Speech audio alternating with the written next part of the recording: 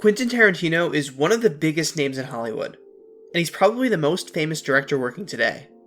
In a movie landscape dominated by franchises and IP, Tarantino is one of the only people who can get butts in seats for fully original screenplays just by putting his name on it, which is incredible. Why is that though? What makes him so revered? There's no doubt that Tarantino has a distinctive style. If you're at all familiar with his work, you can easily turn on one of his movies and go, yep, that's a Tarantino movie. But what makes up that style? Well, there's the over-the-top violence. That's the most obvious thing. Why the need for so much gruesome, graphic violence? Why not let us imagine Because it's so much fun, Jan. Get it? But there's clearly way more to it than that. This is what I'm aiming to do for this video. Gather up all the movies Tarantino has worked on, and find common threads between them, by watching every single one of them.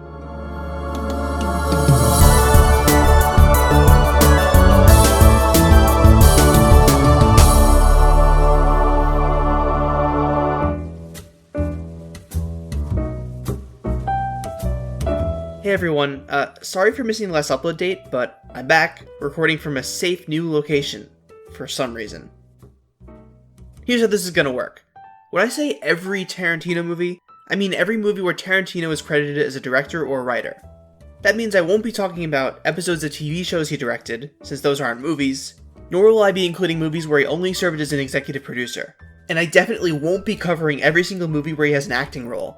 As much as I would love to talk at length about his cameo in Muppets Wizard of Oz, we all have better things to do with our time.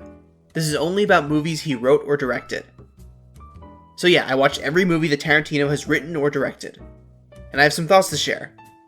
I'm going to do a short review of each one, and then afterwards talk about the collection as a whole. I'll start with the big ones. The movies where Quentin Tarantino served as the sole director. For a lot of people, these 9-ish movies are what actually count as Tarantino movies. I could have just made a video covering these and nothing else and probably no one would complain, but I like to be thorough. Maybe you've seen in more recent years how some of his movies are labeled the 7th film by Quentin Tarantino, the 8th film by Quentin Tarantino, the 9th film, etc. There's a reason for this, besides plastering his name everywhere so people will go see it. Tarantino has famously stated that he only wants to direct 10 movies, and then he's done. By his count, he's directed 9 so far, with his 10th and final movie coming at some point in the future. And I'm shutting your butt down. I'm not. The way he actually counts to 10 is a little slippery though, as you'll soon see. But for now, let's go through all 9 official Tarantino movies.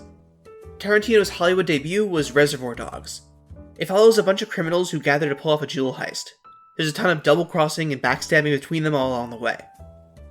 Compared to his later work, it's pretty small in scale, with slow, tense character drama interspersed with over-the-top and brutal action scenes. I don't have a whole lot to say about it. I liked it well enough, but everything that it does well is something that his later movies have done better. Then his second movie is Pulp Fiction. How do you even explain Pulp Fiction? I'll start with this. Some people talk like this is the greatest movie ever made, the pinnacle of cinema and creativity. And other people watch it and go, what is this? This is stupid. Where do I fall? Somewhere in the middle. The best plot summary I can give of Pulp Fiction is that it's a collection of scenes about different criminals living in the seedy underbelly of LA. There's a wide variety of different characters, and their stories connect to each other in unexpected ways. Plus, a lot of the scenes are told out of order, and you won't know how everything connects until you've seen it through at least once. This is the kind of movie where if you don't like it, it doesn't feel like enough to just tell yourself, it's not for me, and then move on. It's a movie that overwhelmingly gives the impression that there's some deeper thematic meaning to it all. I mean, there are so many capital C choices that it definitely has to be building towards something larger than the sum of its parts, right? Watching this movie can make you feel stupid for not getting it. When I watch this movie, I try not to worry about all that. I just try to relax and enjoy the individual moments of cool action and long bits of character study. Maybe I'm a Philistine for not thinking this is the greatest movie ever made, but I can still sit back and appreciate Samuel L. Jackson yelling at people. English, mother! Do you speak it? Jackie Brown is about a flight attendant named, Jackie Brown, who gets wrapped up in a battle between the police and the mob. If you're keeping track, that's 3 movies in a row about criminals and gangsters. Jackie Brown has a lot in common with Tarantino's other movies, but for whatever reason, I just didn't click with it. After I finished it, I mostly forgot everything that happened. If I had to guess, it's because this is one of the last ones I watched, and I was getting pretty burnt out on Tarantino by the time I got to it. But maybe I'll revisit this one in the future. Kill Bill is awesome. It's about a woman who was part of a league of assassins, until her boss, Bill, tried to kill her on her wedding day, sending her on a rampage to kill everyone she used to work with before getting to Bill himself. It is a non-stop spectacle of some of the best action I've ever seen on screen. It's split into 2 parts, Volume 1 and Volume 2, but they were only split up because it would be too long for one movie. For the purposes of counting the 10 movies directed by Tarantino, these count as 1. Besides, they're clearly meant to be viewed all at once. If you want to sit down and watch a woman slice up people with a samurai sword for 4 hours, this movie's got you covered. Also, I love that one musical stinger that always plays. Like my friend Richard used to tell me, whenever you hear it, you know somebody's in danger. Alright, this next one's a little weird. Tarantino frequently collaborates with fellow filmmaker Robert Rodriguez, who we'll talk about more later, but Tarantino's 5th movie is actually part of a pair. In 2007, Tarantino and Rodriguez made Grindhouse, a tribute to what was called exploitation films, the cheap, trashy stuff you might have seen in a grindhouse theater in the 70s. Grindhouse is a double feature, with one movie by Rodriguez and one by Tarantino, with lots of fake ads and trailers in between. Rodriguez's movie is called Planet Terror. It's a cheesy, cheap zombie movie with lots of fake-looking blood and gore. Tarantino's movie is called Death Proof, and oh boy, it's one of the worst movies I've ever seen. No exaggeration. For the other movies in this video, I'm sticking with a brief elevator pitch of the story, but I need to rant about this movie for a little while, and to do it I need to explain the entire plot, if you'll indulge me. The logline for Death Proof is that it's about a former stuntman turned serial killer, who kills people with his car. Here's how that actually plays out. The movie opens, and we watch a group of women enter a bar, and just sit around and talk about nothing of interest for like 45 minutes. Then they leave the bar, and the killer kills one of them. Then we move over to an entirely different group of girls in an entirely different bar who also sit around and talk about nothing of interest for almost as long. Then they get into their car and drive, the killer chases them in his car, but the girls outwit and defeat him. I have never, in my entire life, been this bored by a movie. Sure, there are 2 half-decent action sequences, but most of the movie is just these girls talking and talking and talking about nothing. I was sitting there watching the minutes tick by, screaming, just something happen, please! I know that to an extent that's the point, that it's supposed to be a tribute to bad and cheap B-movies of the past, but still, sitting through this movie was an absolutely miserable experience. I would not recommend it to anybody. Next came Inglourious Basterds, which is an alternate history World War II story about, among other things, a Jewish filmmaker plotting to kill Hitler. And despite being a war movie, it's not the most action-heavy film of his. All the best parts of this movie are quiet, slow-burn suspense moments. Django Unchained is a historical epic about an escaped slave who goes on a rampage to free his still enslaved wife. It's a spiritual successor to the 60s spaghetti western movie Django. And this is my favorite Tarantino movie. It is a thrill ride from start to finish. Weirdly though, I also think it's the least Tarantino movie. I said at the beginning of the video that you can usually pick out a Tarantino movie at a glance, but I'm not sure you could do that with this one. I'm not sure I can put my finger on why, but I'm not the only one who thinks this. I've seen several articles about Tarantino's filmography rank this movie as pretty low for this exact reason. Does that mean I don't like Tarantino all that much if this is my favorite of his movies? Maybe? I don't think so. I'm gonna circle back to all this later. Oh, and just for the heck of it, I also watched the original Django movie. It's basically your standard lone gunslinger comes to town western movie. Apparently at the time it was considered one of the most violent movies ever made, but by modern standards it's super tame. The Hateful Eight is a western about a bunch of people from differing backgrounds snowed in a cabin together. And if you're planning on watching this movie, there's one thing above all else that you should know. The first half is slow. Really slow. I'm talking glacially paced. This is seriously the slowest movie made in the past 20 years that I've ever seen. Especially if you're watching the extended edition on Netflix, which is almost 4 hours long. But if you have the stamina for that kind of thing, the movie really picks up in the second half. I spent the beginning of the movie wondering, where is this all going? But by the end, I was happy I stuck it out. Oh, and also, just like we're having a hard time counting to 10 movies, it's not clear which 8 people make up the titular Hateful Eight, since there are more than 8 characters. Rounding out the list of Tarantino-directed films is his most recent, Once Upon a Time in Hollywood. The best word I can use to describe this movie is meandering. It's about a couple of movie stars in the 70s dealing with the changing landscape of filmmaking. Vast stretches of it don't have much of a plot. It's just the characters wandering through life as we soak in the world they live in. There are a ton of really long scenes where we just sit in what's happening for a while without a clear purpose. It's all very strange, but not unenjoyable. It's not my favorite of his, but I liked it. And those are Tarantino's 9 films. To recap, Reservoir Dogs is his first, Pulp Fiction is his second, Jackie Brown is his third, Kill Bill 1 and 2 are fourth, Death Proof is fifth, Inglourious Basterds is sixth, Django Unchained is seventh, The Hateful Eight is eighth, and Once Upon a Time in Hollywood is ninth, with an unnamed 10th movie coming later. But even ignoring the issue of Kill Bill, Tarantino has directed more than 9 movies. I said that Reservoir Dogs was his first, but it wasn't really. That was just his first theatrically released Hollywood movie. His real first movie was My Best Friend's Birthday, which is an amateur, low-budget film that he made when he was just starting out. He was the director and star. The movie isn't actually finished. Only around half an hour of footage still exists, and it mostly consists of characters sitting around in a video store chatting about movies. Some elements of that movie's script were later repurposed and turned into a different movie called True Romance. True Romance was directed by Tony Scott and written by Tarantino. And there's a handful of dialogue in the first act that's directly lifted from My Best Friend's Birthday. It's another gritty crime drama full of double-crossing and mob shootouts. I didn't love it, but there's some good stuff in there. He also wrote the script for Natural Born Killers, which is about a pair of mass murderers and the media coverage surrounding them. A lot of it is filmed in the styles of various TV genres.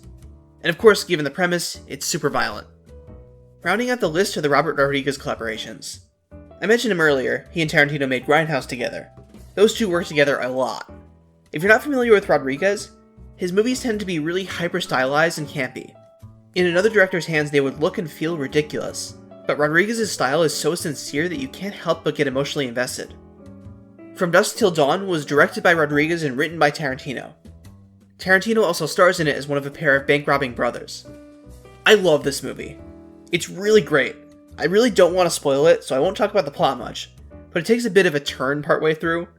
In a way, I'd say that the first half of this movie feels like a Tarantino movie, and the second half feels like a Rodriguez movie. It starts out as a gritty, suspenseful crime drama, but it sure as heck doesn't end that way. Go watch it, you'll see what I mean. I highly recommend it. Sin City is a noir thriller, directed by Rodriguez and adapted from a Frank Miller graphic novel. This is one of the most visually stunning movies I've ever seen. It's the only movie I know that actually looks like a comic book. And I don't mean like that weird Hulk movie that had comic panels in it. I mean that each shot looks like a hand-drawn comic panel. It's awesome. Anyway, Tarantino is credited as a guest director for Sin City, which means that he directed one scene. Sin City also has a sequel, Sin City: A Dame to Kill For. Tarantino wasn't involved with that one at all, but I thought I'd mention it. And finally, there's Four Rooms. It's about a bellboy working in a fancy hotel, and it's split into 4 parts.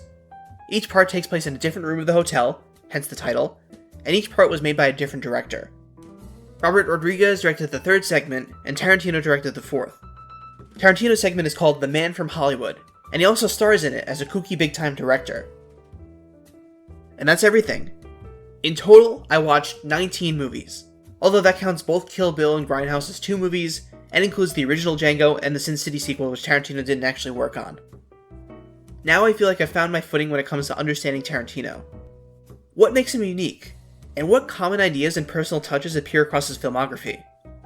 First of all, the thing that most stuck out to me when I was first getting my feet wet was how often I was confused while watching. I felt like I could never tell ahead of time where the story was going. Most movies follow a certain structure to their story that builds to a climax before wrapping things up. Tarantino movies don't do that. His movies don't have much of a sense of progression. There's not much overarching plot.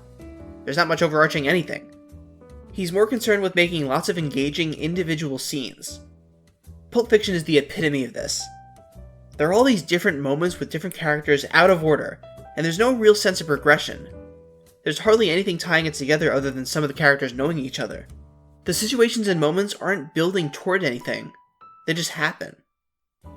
His movies encourage you not to worry too much about what's coming next. It's more important that you sit with whatever's currently happening on screen. And he keeps your attention on any given scene with one of 2 things. Heart-pounding, bloody, violent action, which is pretty self-explanatory, or long stretches of dialogue, extended scenes where characters talk uninterrupted. You'd think that it would get boring, but Tarantino has a way of making you hang on his character's every word. Usually. When looking at his entire body of work, it becomes exceedingly obvious that Tarantino has a handful of fixations on certain topics. First is a reverence for the past. Many of his movies take place in specific historical time periods, and those time periods are imbued with a sense of wonder and awe. To get even more specific, Tarantino movies spend a lot of time looking at the history of film. I don't know if there's any other director out there who makes more movies about movies. He's made a movie about the changing landscape of cinema, a movie where the filming of serial killers helped them keep killing, several movies where characters monologue about the greatness of particular movies, and a movie where a movie is used to kill Hitler. To Tarantino, film has power. It has the power to stick with you after you're done watching and capture hearts and minds. Even if movies don't factor into the story in-universe, Tarantino has also made tons of clear tributes to long-dead genres of the past, genres that were often derided as lowbrow. If there's a philosophical purpose to all the violence he includes in his movies, besides, It's so much fun, Chad. I think it's this. He's taking all these elements of film that are considered low art and elevating them, using his clout as a world-famous director to show everyone that they are worth something. Whoa, whoa. Here I come. Oh, here I come. Oh. Talking about Tarantino has been fun for me. Before this, I knew very little about him, and diving into his filmography with both feet was an exciting challenge. But at the same time, even after watching them all, I feel a little out of my depth. Lots of ink has been spilled about his style and approach to filmmaking, and I don't doubt that every point I've made so far has been made more articulately by someone else already. I'm not going to worry about dissecting every little detail of all his movies. This video was meant to be more like a primer for someone curious about getting into him. With that said, I'm going to move on to my recommendations. Which Tarantino movies do I think you should watch? Well, I'll remind you one more time that Tarantino makes movies that are pretty dramatically different from the rest of Hollywood. If you aren't prepared for it, his films can give you a sort of cultural whiplash. I don't want to make blanket recommendations, because that will end with me steering people towards a movie they don't like, and me having to put my foot in my mouth. I'll say this. If you want to experiment with Tarantino, as a litmus test, watch Pulp Fiction. It's his most famous movie, and it's the most indicative of his style. If you like it, then you'll probably like most, if not all, of his other movies, except Death Proof. If you don't like it, then you should probably stay away from him for the most part. Even if you don't like Pulp Fiction though, I'd still recommend Django Unchained and From Dusk Till Dawn. These movies are easily his most accessible, and my personal favorites. I spend a lot of my life studying different stories and how they work. As a result, it takes a lot to surprise and confuse me when it comes to fiction. So it's refreshing to see a storyteller catch me off guard and make massive structural and stylistic departures from what I'm used to. Tarantino's work really highlights and challenges the uniqueness of film as a storytelling medium, and watching his movies was a great way to help me broaden my horizons. I'm talking kung fu. I'm talking walking on walls. I'm talking explosions everywhere.